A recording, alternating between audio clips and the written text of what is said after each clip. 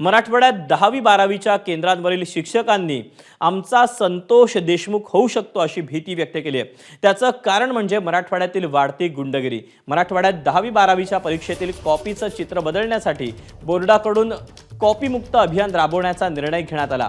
मात्र शिक्षकांनी व्यक्त केलेल्या भीतीमुळे अभियानावर प्रश्नचिन्ह निर्माण झालं। संतोष देशमुख होण्याची भीती व्यक्त करत परभणीच्या शिक्षकांनी केंद्रावर पोलीस बंदोबस्त पुरवण्याची मागणी केली।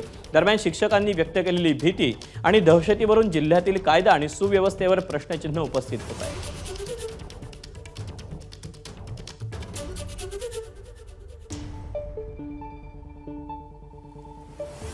माझी वैयक्तिक केंद्र संचालक म्हणून अशी मागणी आहे की मला हत्यारबंद पोलीस संरक्षण द्यावं।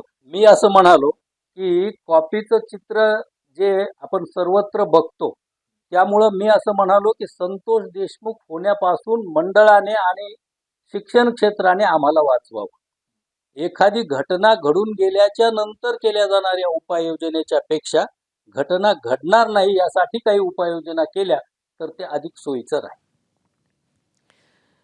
दरम्यान शिक्षकांच्या मागण्यांवर विभागीय सचिवांनी काय प्रतिक्रिया दिली तेही पाहूया।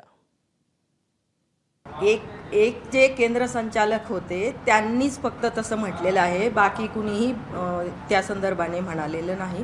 त्यांचं म्हणणं असं होतं की त्यांना एका ठिकाणाहून दुसरीकडे जायचं आहे आणि मुळात त्यांनी तशी शंका म्हणजे उपस्थित करणं पण तशी गरजेचं नव्हतं।